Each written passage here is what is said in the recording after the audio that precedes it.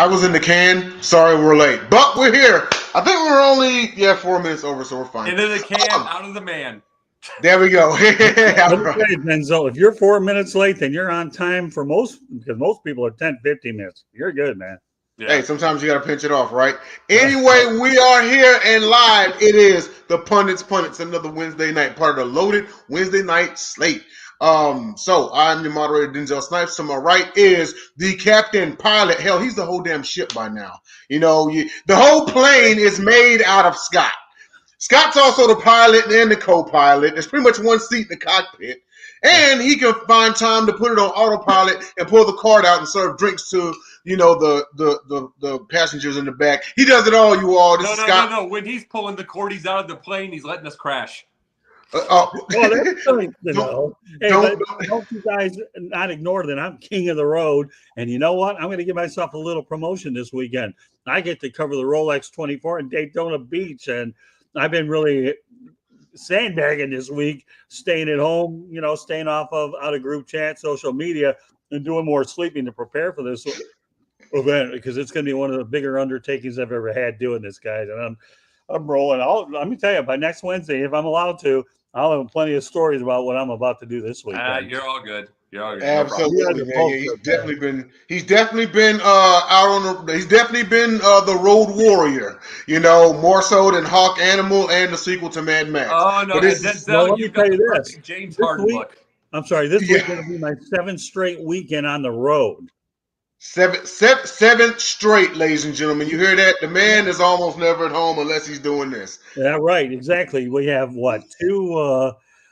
I had 2 weeks in Wisconsin. Okay, then I have 3 weeks with the Jaguars, and now 2 in Daytona. But yeah, you're right, Denz. You got me figured out, my friend. Go ahead. He's got out there. He's still rolling strong. But this is Scott, the Motor City Mad Mouth Morgonrath, with over 40 plus years of journalism, and he's still going at the ripe young age of 23. 75. So, actually 60, but I appreciate the fact that I feel like my mind is younger. It's a body that really needs a little bit of work there. And I actually, if you ever bother to go shopping for a game and you want to think about me, here's my best advice, okay? Buy the game Operation, because I've had 28 of them. Oh, wow. 28? You're pretty much a cyborg by now. Well, it's not like I'm bragging about it. It's just I'm mentioning it. So getting operated on 28, and this year there's a chance to be 29. Hulk Hogan is looking at you and go, "Oh my God!" Exactly. How is he still walking? Yeah, right. Hey, Jacob, they all say when they look at me, "Oh my God!" And I don't know what context it is, and no really right. There. Yeah, absolutely. And then right below me, of course, is the architect of the Pundit's Pundit. He is responsible for all things Pundit, and he also has a new show, Pundit Views. So please check that out, where he goes one-on-one with the latest and the greatest. This is Jacob Christner. How you doing? Yeah, we've got it going here. We got some great topics tonight, some big, and I'm very glad that we got to get this going tonight, because kind of a nervous twitch for a couple seconds, just a lot of things happen putting the show together. And I can tell you this, every network, we need to have the utmost in respect in getting shows together, like the big networks, because it's not as easy as people just thinking of turning on a red light. It's not. It really isn't. I mean, and I know because Scott holds a degree, I hold a degree in journalism. We know how it is and putting things together and having it's crazy because everyone has to be in sync. But ever since we've been a part of Sideline Sports and Sideline Sports has started, everyone's always been in sync. We put out the latest and greatest in sports and the tough topics. So with that being said, if you are paying attention to, now you are, the bottom ticker, you can catch us on YouTube, Facebook, and Twitter. So if you're seeing us on one of those platforms, just know that you can see us on the other two.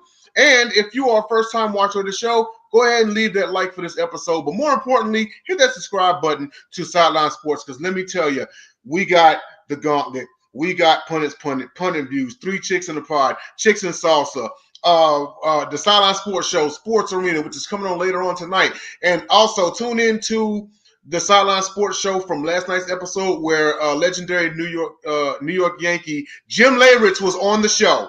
You may know him from having that famed walk-off homer in the ADLS game 2, that 15-inning marathon game. The ALDS, you mean? Was it LDS? It was the LDS. I stand correct. It was the you LDS. Sound like a defamation league. Well, Denzel, let me tell you, I had Jim Leyritz on the show before I went video, and his wife is a sweetheart, and Jim's a good guy. I hope to get him at some point down the road. But when you got him last night, I thought it was a coup and brought back some good memories. So I'll try to get him at some point down the road. But yeah, he was a pretty good catcher. Awesome, yeah. Probably probably a better person.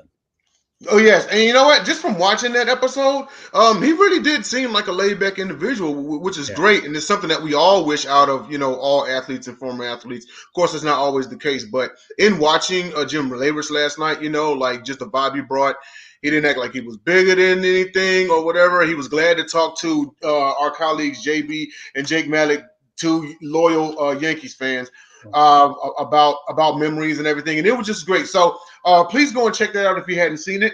And also, like I said, we have a plethora of shows all week long. Every week, we're going to be covering the Super Bowl. Right now, we got people up covering the National Scouting Combine.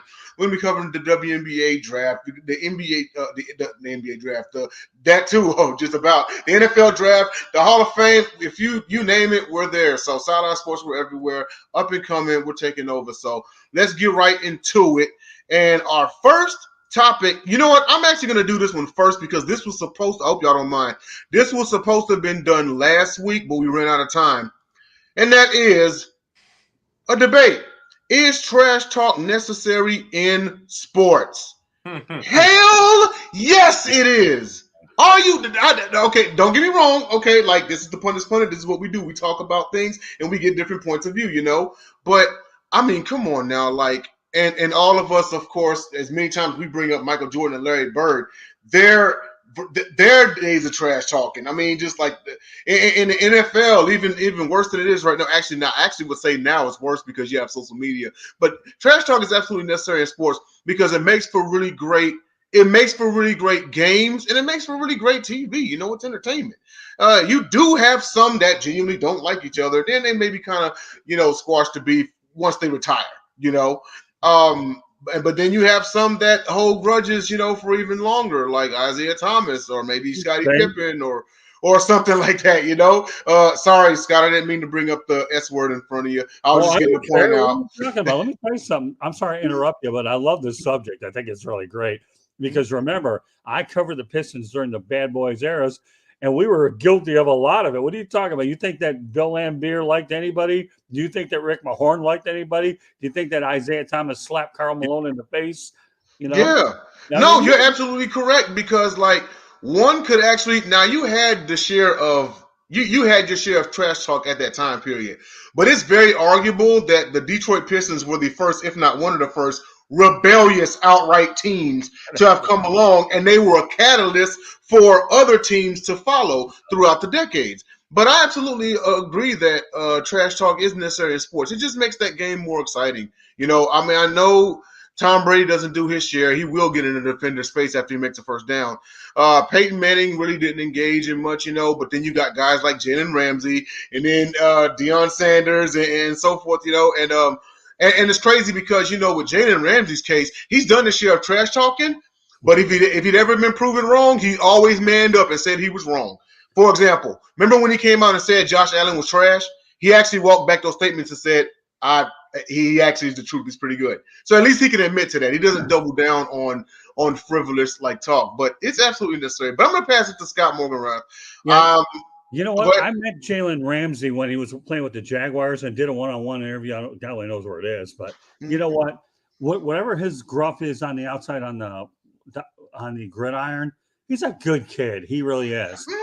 And I'm telling you, he gave me whatever time I need. Just a great kid. He had to leave Jacksonville because obviously the losing culture that Tom Coughlin instilled there, they turned a lot of people away. But I think that if Jalen Ramsey were currently playing for the Jaguars now under Doug Peterson, he'd feel a whole lot better. But you know what, Denz, I'm so glad you brought this kid up. He's, think about all the athletes that are between the lines, as we like to say, right?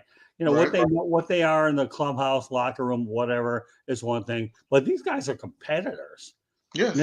I don't care what sport. Well, think about it. What about hockey? Okay, for a moment. All right. These guys here fight with each other all the time. One little scrap, and all of a sudden we have a free-for-all. And the NBA, there's not as much of it these days. What about in baseball, where I don't know if you're trash talking or not, but you're throwing at the other hitter? So there's some sort of animosity between teams with all the sports and then some. And I've even seen some of it in auto racing. So, I'm telling you, this is a heck of a topic. I'm glad. Go ahead, Jacob. But, when you have situations that are close to you that you've kind of lived, then I can certainly relate to everything you guys are explaining here. I really can. So go ahead.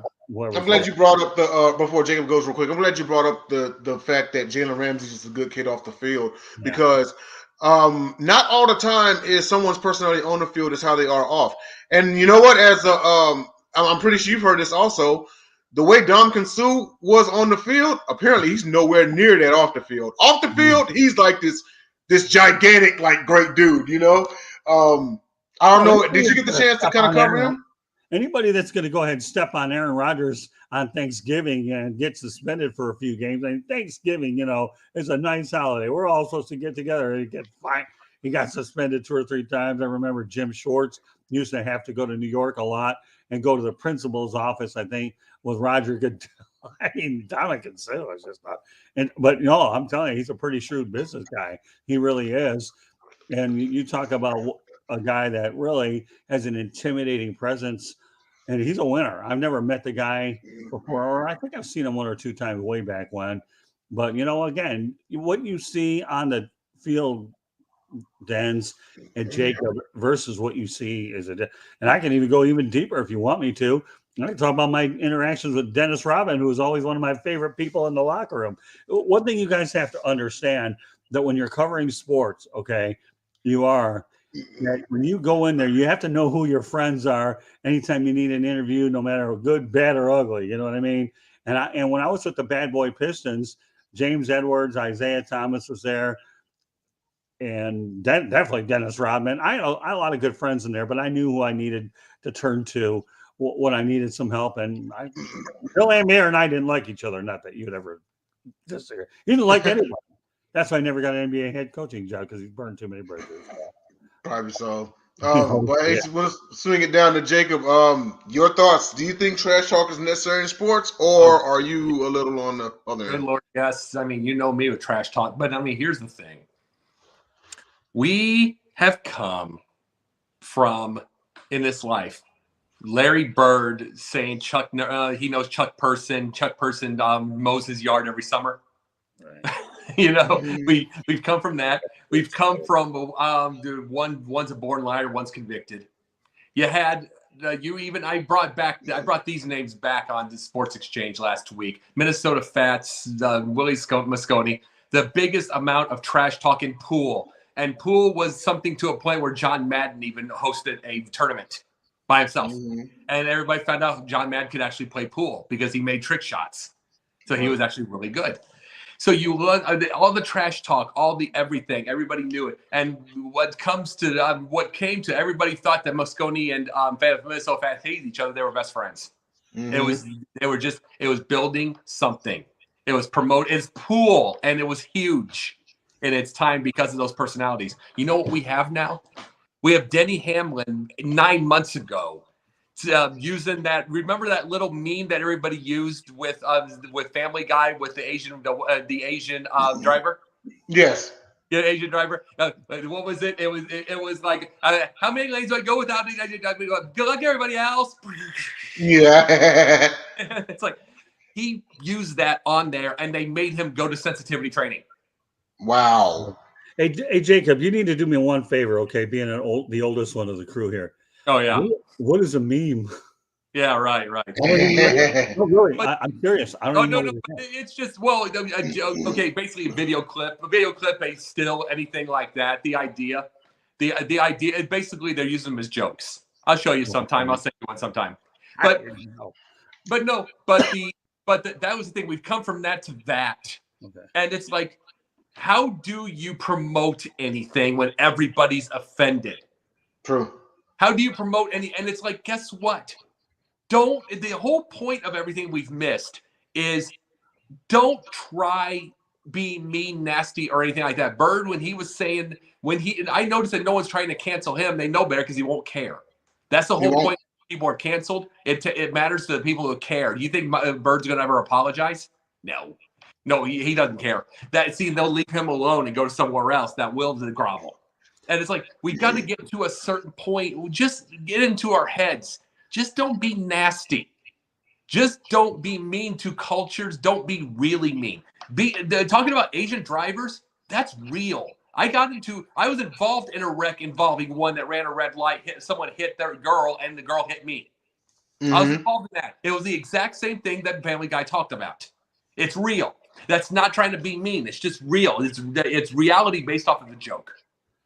And it's like, when we get to ourselves to a point when we just all start just having fun with each other again, joking. Because guess what? I can promise you, Asians will say, yeah, we are like that. Right. When we can get to that thing and ignore people that are constantly offended, then we can start promoting things again. Mm-hmm. Well, Jacob, you really hit the nail on the head here, okay? Because working with Larry Bird on one instance, which was one of the nicest things you can do, is he ain't apologizing to nobody. He don't care. If there's anybody who's a master of the head games, probably better than Larry Bird, I'd certainly like to find him. And I'm not saying that there aren't, okay? But I watched Larry Bird play, and I had a chance to see him briefly as a coach. And this guy here, to me, is as hard as a rock, man. Not because he don't let nothing get it. He treats everybody like a chess game where he's just going to stick it in no matter what. And that's why I dished it out, because he knew one of two things is going to happen. If I dish it out, there's a retaliation. Somebody's going to get a foul. And boom, just like that, the other team overreacted because Larry outsmarted them all anyways. Well, yeah. This is the world. See, this is the world right now where a specific subset of people are trying to make where there's no soft people and no hard people, that it's everything is on the equal. That's not personalities. They're doing it with Harvard University, trying to lower standards in school, to try to be able to get something. Everything has to be soft to lower for the thing. And it's like, this is this is in a certain way racism in itself, saying that some class needs to be lowered. Right. You know what I'm saying, though? I'm saying this deal. I'm just asking this to you, Denzel. I'm asking this to you, Scott. Isn't that racism to say that a black person or an Asian person needs to have a standard lowered? Of course it is. Yeah. Of course they did. They real world did it in history. They did it. They tried to do it in colleges back in like the 1930s, and they absolutely did it in the military. Right. Because remember, at one point in time, blacks couldn't serve in combat. At one point in time, blacks couldn't. They had harder testing than everybody else. But when do we? And that's a good point you make, Denzel. And I'm saying this: when do we stop just being soft and just everybody? And it's like we stop being soft and we stop getting everything. Stop to say, oh, don't trash talk. Oh, don't fight. Don't do this. When do we stop that and start showing that everybody has a shot? Well, you know what? Let me give you the short answer to what you just asked me, okay, Jacob? Yeah. And I do agree with you. I would say so, okay, because obviously, look what we have here. And, I mean, trash talk to me is like negative behavior. Is that what you want to call it? With the intent to provoke, I would think, unless there's a definition in the dictionary that would tell me otherwise. But that's what my interpretation of it is, nevertheless. But yeah, do you wish that you didn't have any trash talk and kind of keep it a clean game? Sure, but what do you think the odds of that happening? Really, is this part of psychology in sports or psychology in the world? And as much as you hate to see it, if you didn't get it then, what makes you think you're going to get it now in 2023? Yeah, exactly. Well, they promote. Here's the thing: golf's even tried the last couple of times to promote the people hating. Let's see. Brooks kept Brass Station Bow, and they tried that. That kind of went bleh. But then now they've got PGA versus LIV, which I've talked about LIV a couple different times on this show. Now that's a real one, and that's now making money. But see, you got to have a little bit of strife to build something. I mean, Eric Bischoff said this. Controversy creates cash. It does. And we can't constantly be soft in this world. It's like we have to teach the ones that are being trash talked to need to learn either trash talk back or take it, or be able to or ignore. My dad used to ignore it, walk away, whatever. It's words, or to give it back to him. We got to learn to be able to give that lesson. It's like because we might, if we taught this more, we might limit depression just a little bit. If the Asian kid, a black girl, a white kid, any of those, the nerd, quote unquote, if any of them are taught that they can swing back a little bit verbally, even if it's verbal, they can swing a little bit, and and they have some people to back them up. If they learn all this, we might cut some of this depression, which is awful to see. Yeah, I agree. And not only that, but like if you show that trash talking is getting in your head a bit, and you're not doing anything about it, you're painting a target on your back for others to come at you also. And then it's going to be a really, really long season. Yeah, but let me just go back to one theory that I've always learned and try to use in my industry, okay? And that's just mind over matter. If you're a strong-minded individual, you can shake that stuff off all day long. Because you know what? Can I tell you a real quick story? And that's this. I had a guy back in Metro Detroit named Bob Franklin. Okay, this guy here, you want to really talk about sticking it to this guy. He was like my grandmother's age, and I met him out in a suburb called Oak Park, Michigan. So I don't know why I did this, but I talked about don't boycott the Olympics. Well, here's the thing. We all have an opinion on that, but there's a bigger picture. You know what this guy used to do? He deliberately tried to provoke you in a debate where you'd argue with him because that was his type of thing to get under your skin. And I told my grandmother, okay, when we left his house, this guy's an absolute kook. He really, really is. And then his wife, who's a best friend of my grandma, okay, so I am so sorry, Sophie, that Bob acted this way towards Scott, all that. I really, really feel that. But he did it regular. So you know what? I got smart. When I moved to Florida, okay, and this guy was there, the easiest way to get under somebody's skin, and I learned this about him, and then I began to use it other ways, agree with them until they get to the point where they can't stand it. Yeah. And so what happened was my Aunt Pearl, my Uncle Fred, because now I'm living in Southern Florida, okay, went out there. Bob tried the same stuff on me again, and my Uncle Fred, I was like another kid to him because we were that close. I agreed with him, and Bob got so frustrated. It was ridiculous. Now I got my revenge, you sick of it, because I figured you out. Yeah. To reel this whole thing in is I know it's not easy to show restraint, but agree with somebody, get in their head any way that you possibly can. Then you become unraveled, and then all of a sudden reverse psychology kicks in. And reverse it on them. And this was the point. I'm sorry. It's like this was the point I was making with something like this. All of this trying to stop all the strife, all that is just something from a subset of people to say that you have to limit, that you have to lower somebody's standard to get successful. Yeah, that's a bit of it is that, and it's like I don't want to lower anybody's standard. I talk every single time I talk to a kid where I work or anything like that. I'll say, "What are you going to do when you grow up? President of the United States? Doctor, lawyer? I mean, every kid." And it's one of those. I want every kid to dream. And when you're lowering standards, but guess what? I want every kid to dream. But once you get older out there, it gets rough out there. It does. The internet is not real life. And then these kids are going to if you keep stopping all this, these kids are going to understand it. Then they get more depressed. And we need them to understand this world. And I don't want to lower standards. I want everybody to have high standards. Yeah, and Jacob, one more thing. You're right. The internet may not be real life. Here's the problem. You have to tell these same. I'm not telling you what to do or anything. I'm just going over the conversation. You have to tell these kids, don't make the mistake of living vicariously through the internet. Right. Because let's face it, it's the king of smoke and mirrors. Yeah, absolutely. And by the way, Jacob, I'm sorry if I took you off on a different thing or nothing. I was just trying to relate to something that kind of falls into what you're talking about. So, you're all good. You're all good. Okay, thank you. Yeah. Well, we do have to move on to the next topic. We're almost halfway through the show already. Have any? Let's show the people. Let's show our viewers the shows that we have. Yes, absolutely. So, quick commercial break, and we're going to run through the lineup of the shows, the same ones that I was talking about in the beginning, and that you also may have viewed in the opening part of the show. But here it is again.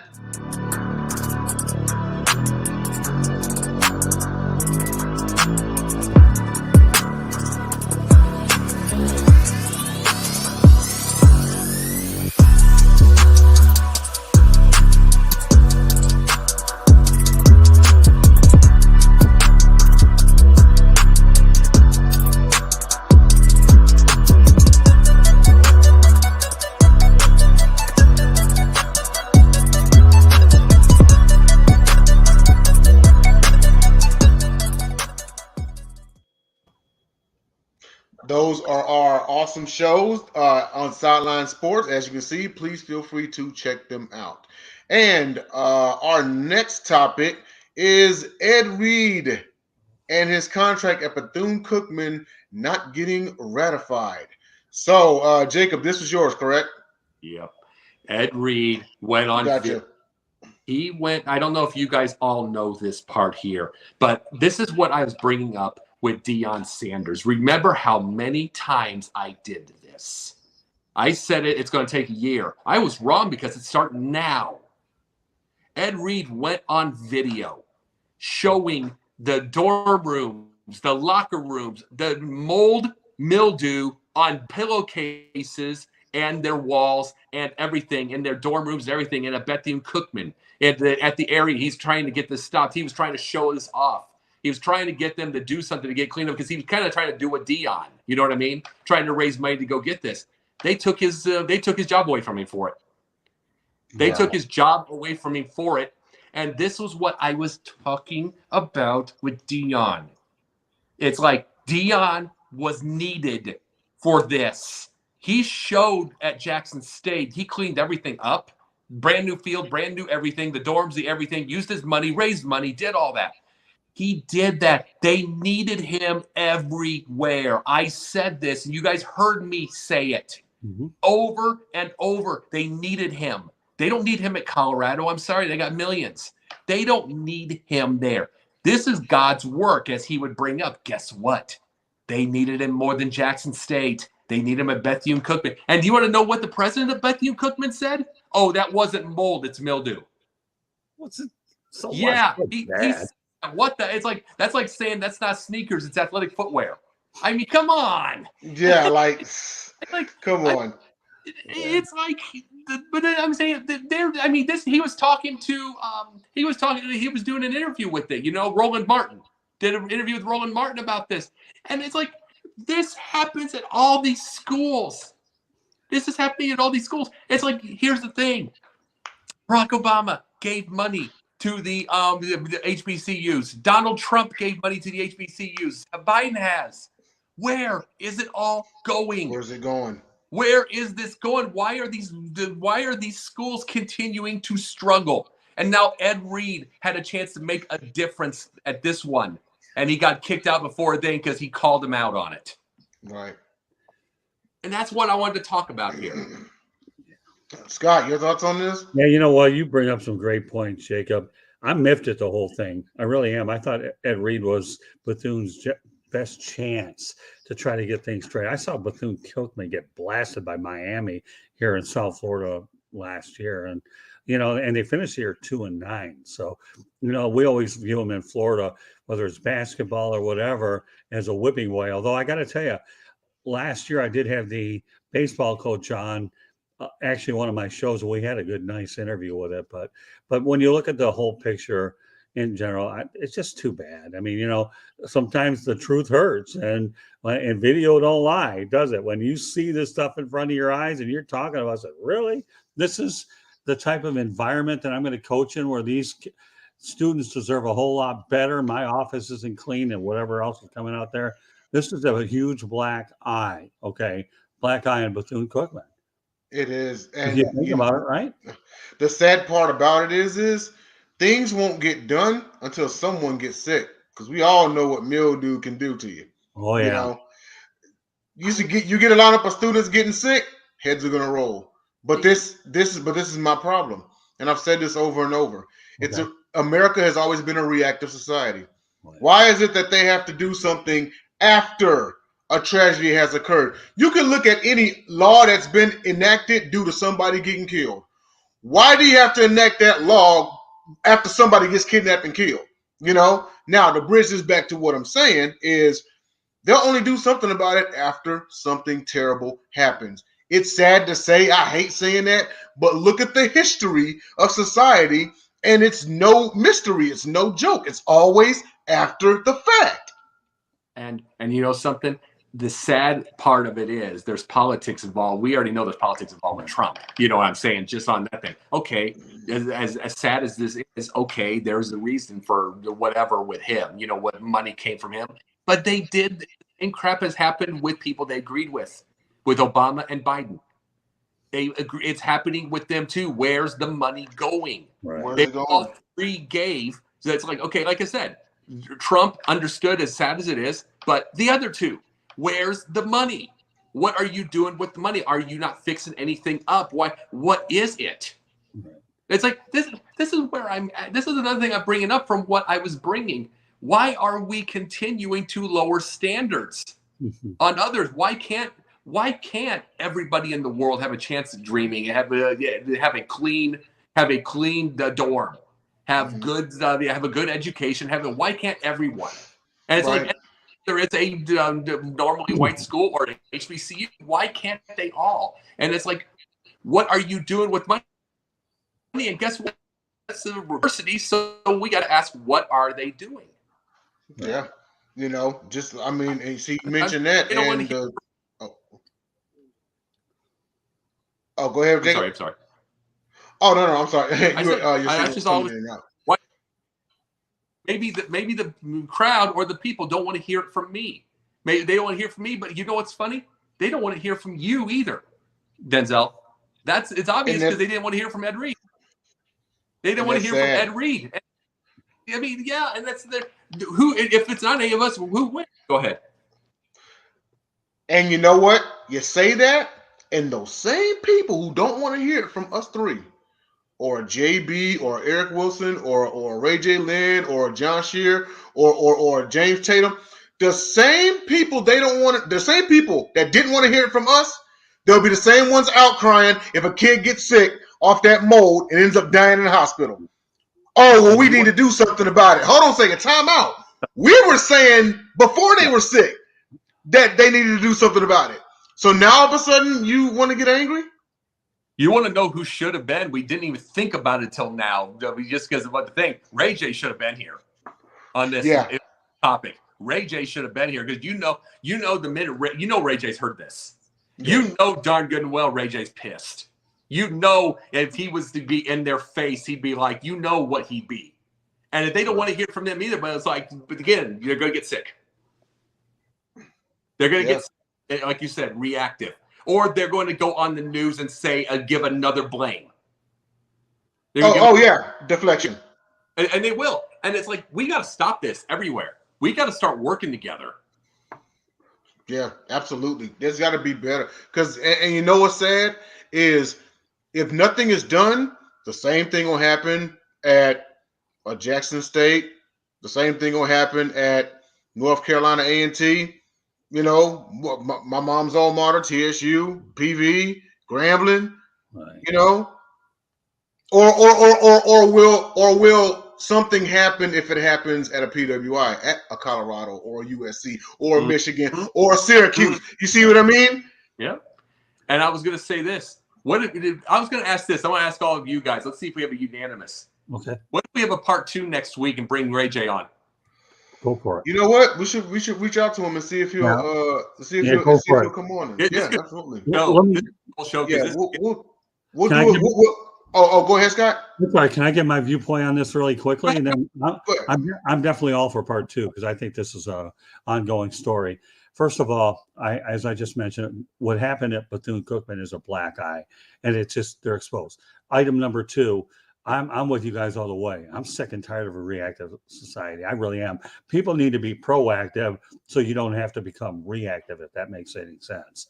And I've always lived by that whole standard. So, and another thing I've thought about doing, and I probably will later on in the year.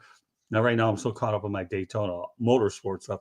I'm going to go up to Daytona and try to reach out to those people, and whether I do a show and record it on site, I'd like to find out what happened not only to the Reed situation, but I want to find out what they're going to do to resuscitate that football program, and trying to kind of dig in, if I can say, you know how it is when you dig in. You want to, when I get this mindset when I'm covering stuff or interviews, and obviously with your pundits view anyways, is one thing how you can really dig.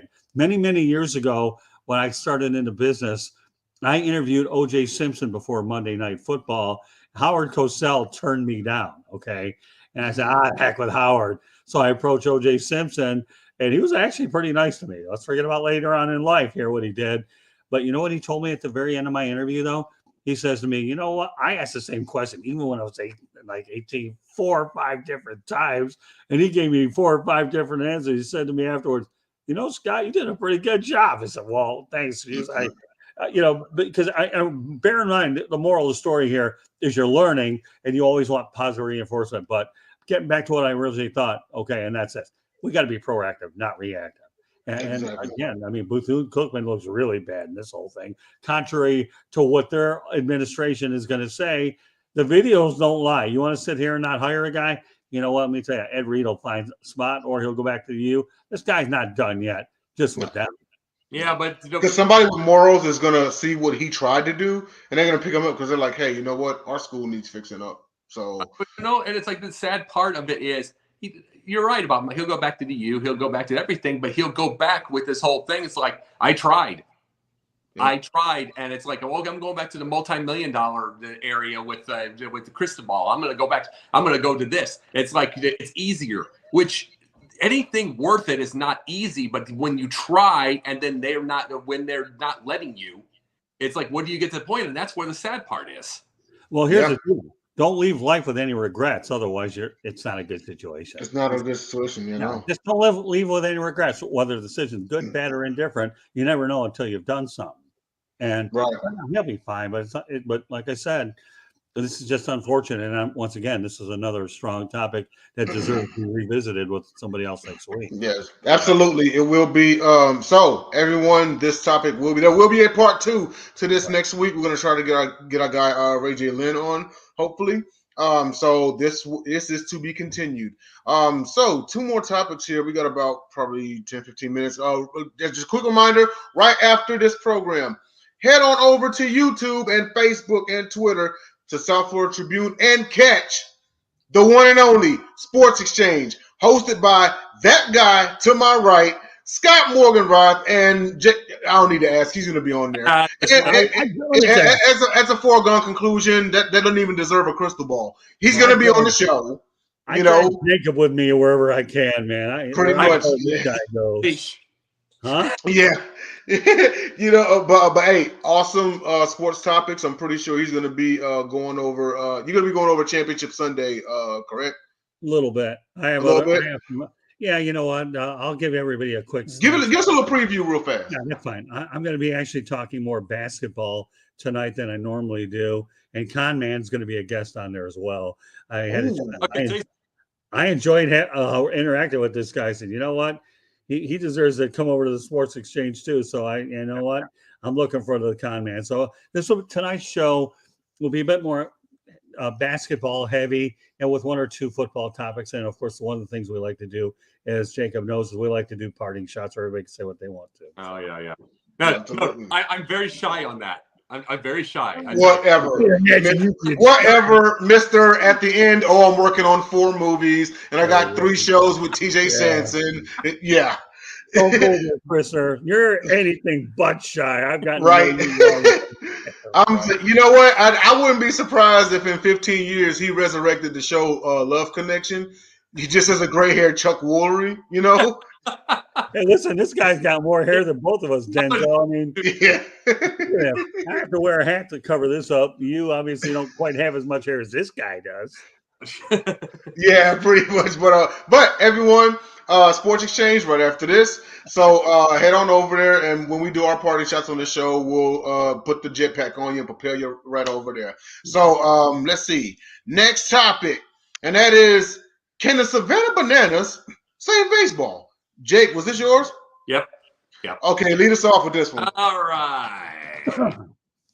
Savannah, the biggest thing is they were talking right now, the number 2 team, number 2 in the sports and getting season tickets is now the Green Bay Packers. It used to be number 1.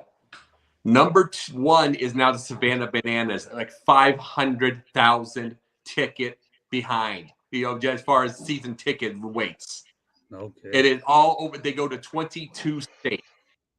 They all have a little fun. See, and here's the thing. Unlike the Washington Generals, who always lose to the Harlem Globetrotters, they play a legitimate game and they lose sometimes. But they also have a little fun along with it. They put Spaceman Bill Lee in the who's 75 years old. They put him in the bullpen and he pitches for them. And they do all this, and it's like it's fun, and they're filling stadiums. And they've done, and I was listening to this. It's more than tickets because you can only fill the thing for so long. That's why they did the traveling show, because their regular stadium's only like 4,500. Right. So you can only sell so many. So now they go on the road. They sold like near 2 million last year across the country. Oh, really? And it's like, and the thing is, this is the thing that we talk about. They do all the things we talk about. They steal bases. They have a little fun, and they'll have home runs, but they play the game right along with it, and they have fun with it. And it's like we've been talking about this on these shows. It's like, why are we seeing strikeouts and home runs? Why not see the old time of Vince Coleman? Why not see the little bit flashier game? Wouldn't it bring baseball back? And guess what? The Bananas are proving it. Yeah, they are. And just think, they got a stadium that only seats 4,500. Man, if they're making all this money across the country, they're gonna probably build a new venue here in the next maybe 2-3 years. I mean, I could see it. They're like you said, they're baseball's version of the Harlem Globetrotters. And you know what demographic that especially hold on a second. Mm-hmm. I just got here. You know what demographic that especially reaches out to is kids. As kids, we love the Harlem Globetrotters. We love the tricks. We love I grew up with them, man. Let me tell you, on my birthday one time over at the old Olympia Stadium. I don't know if you've ever heard of the old Olympia Stadium in Detroit, where the Red Wings initially played. Yes. Joe. I saw the Harlem Globetrotters play on my birthday. It was a lot of fun. It was. Oh, nice. Oh, no, I know. Listen, you were nowhere near thought of back then when I went. I probably wasn't. Not when you're about 10, 12 years old. I don't know how old you are, but I guarantee you, I'm not so sure you were around when I went to see the Globetrotters. It's good that it's baseball in a very lighthearted way, and yet they have a successful business model. And like Jacob mentions, Bill Lee, I'd be curious to see if they find any other major leaguers that want to be part of this whole thing, so you could connect the history with what you're doing, even if gimmicks is what you need. I'm pretty intrigued by the whole thing. I haven't done much on them, but I never know where we end up going. I can totally foresee it hooking. First of all, look at the name in general, Savannah Bananas. Well, listen, my niece Brooke and her husband Jake, they actually live in Hilton Head Island, South Carolina, so they're not that far away from Savannah. I don't think about 45 minutes. Okay. You know what? I can see, if it's not already, this team reaching a demographic of kids and moms. Oh yeah. If little such and such is having his 8th birthday party at a venue somewhere close to the stadium, then it's a surprise. Hey, we're gonna go watch Savannah Bananas. Everyone goes, they have a good time, they get on social media, which is a big conductor of communication nowadays. Yo, check out the Savannah Bananas. I took my 8-year-old there, had a birthday party, had a lot of fun, and the money just keeps rolling in, and it's good, clean fun. Well, listen to that name. Can I ask you one question? Bananas. Can I ask you one question? I'm sorry, Jacob. That I remember when the San Diego Chicken came out and the Philly Fanatic, that's when you start seeing fun with some of the mascots. And now these guys are providing a different dimension. So I just wanted to put that out there. Oh, okay. No. Listen to the name, though. Savannah Bananas. It's like that is absolutely, you're talking about kids. Absolutely. I mean, that is and it brings to the thing, but like I said, by itself, there's going to be power on home runs. They're going to have a legit game. They say they lose sometimes, but this is the thing. What we were bringing up with baseball, we bring it up on Confidential. Right. We brought this up with Confidential. Also, we brought this thing. Can it save? It's like, why are we continuing to just do home runs and strikeouts? It's like, guess what? Tony Gwynn had 300 strikeouts in his career. Got on base all the time. Okay, he wasn't a stolen base guy, but then Corey Patterson, when he was a Cub, sure was. Right. It's like you can have stolen bases. You can have, because they're gonna. I mean, if you have that, it gives managers more opportunity, and then the people wonder, and then you get the fans wondering. Everybody right now, their statues on first, waiting for Homer. Yeah, absolutely. Well, we got about 5 more minutes before we got to do our closing and get Scott over to the Sports Exchange. So real quick, Dana White's new slap fighting league. I saw the commercials. First of all, I've seen underground, like off-brand slap fights, and I admit they're hilarious, but I don't know why this doesn't seem like it's going to work out too much. Dana White runs a league of trained fighters, and and even then they get legitimately injured, So now you're going to throw a bunch of amateurs in there, and I don't know, man. Like, I'll check it out to see what, but I don't know what I don't know what to make of it right now. But Scott, what do you think, man? I would put this at TBD is what I do. I need to see more of it before I can fully comment. So, I mean, Dana White is a shrewd businessman. I'll give him that much. He take UFC, built it the way he did into a very big money-making industry. But I don't know. I mean, between guys like him and Vince McMahon and people like this, to me, you wonder, although I got to give Dana White credit. He's done a marvelous job with UFC. I need more time on this. So, you know what? If that's okay with you and Jacob, I'll defer to you guys. Absolutely. Go ahead, Jacob. At least your free thoughts about it, because we, of course, nothing's. I'm rubbing my head on this type of thing because here's the deal. Any of us like fighting. We like to fight, the sport of fighting. Any of us will. That's what a lot of men do love, the sport of fighting. Anyone outside Roger Moore loves the sport of fighting. You get my point. The old actor, Roger Moore. Yeah. Old James Bond. Yeah. I mean, he hated fighting, but I mean, he's like the one, but you don't know what the idea of the sport of fighting is? You do get hit, but in the end, you're trying not to get hit. Mm-hmm. You're avoiding it to try to get yours in. See, that's the whole thing of it. This isn't Rocky. Where he's in the 15th round and he's absolutely brutalized. And you have the thing, and I mean, guess what? They had like 2 blocks all match, and they had 98% connect rate. This isn't that. People try to avoid. It's a sweet science. They call it the sweet science. You're trying to avoid hits. You're trying to get everything. This is just for more. And I can't blame Dana White for this because he's seeing how many stupid people are out there. Yeah. There are stupid people that go online. They watch people fight on the street, and they don't know how to fight. And they watch the morons. They watch the women get into fights. They do all this stuff. So then he takes advantage. You can't. Would I do it? No, because I don't want to make a dime off of idiot people. Yeah. I don't want to make a dime off morons. But a lot of people will make a dime off morons, and it's like, and I can't blame them for it. But when is there a point? This is why I wanted everybody to have themselves a chance to dream, a chance to get everything, to use their brain. Because getting it bashed in by keeping your hands behind your head and getting slapped and then going unconscious and all that stuff, that's not a sport. Right. There's no strategy to it. Right. And it's like I said, no blame to Dana. But I mean, but I mean, you're just taking advantage of morons who want to give up your money.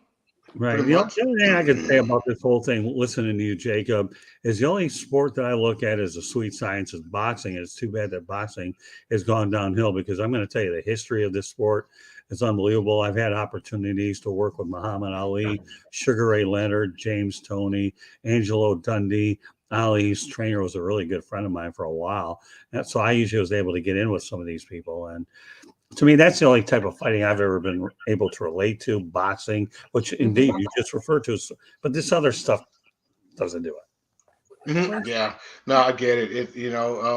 Again, this is another to be continued. Not necessarily next week, but maybe a few weeks after it starts.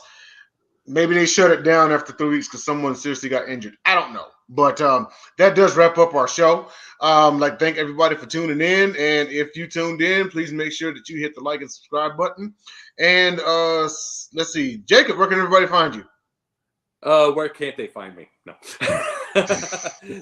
Sunday nights, Basket Bros. Monday nights, Pundit Views. This week, Will Vogel.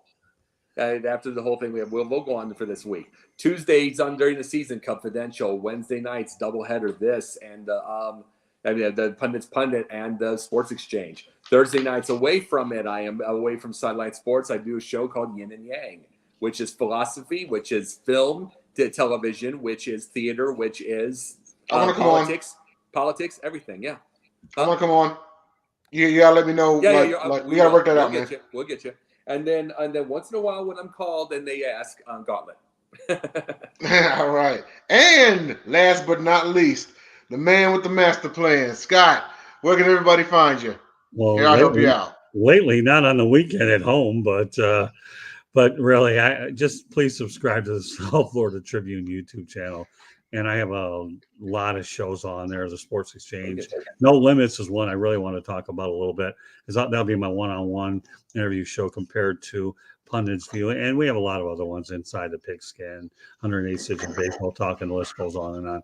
But, please subscribe to South Florida Tribune YouTube channel. Our website is www.southfloridatribune.com. I recently published one of Jacob Christner's story on there, and Jacob knows he has an open invite to write anytime he wants to.